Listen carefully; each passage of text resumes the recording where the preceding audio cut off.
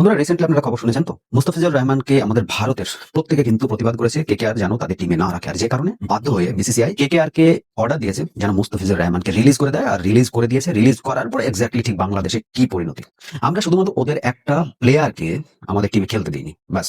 আমাদের আইপিএল সারা পৃথিবীর মধ্যে সবচাইতে জনপ্রিয় একটা ফ্র্যাঞ্চাইজি লিগ যদি বলা যায়, তাহলে সবচাইতে জনপ্রিয় হচ্ছে আইপিএল। আর এই আইপিএল খেলার জন্য বিভিন্ন দেশের প্লেয়াররা নাম লেখায়, এমনকি তারা মরিয়া হয়ে থাকে খেলার জন্য। ফেমাস প্লেয়ার এক একটা এই আইপিএল থেকে উঠে কত বড় বড় রেকর্ড তৈরি করেছেন। কিন্তু মুস্তাফিজুর রহমান বা বাংলাদেশের যে সমস্ত প্লেয়ার যারা রয়েছে, তারা ম্যাক্সিমাম আইপিএল খুব একটা ভালো প্রদর্শন করতে পারে না।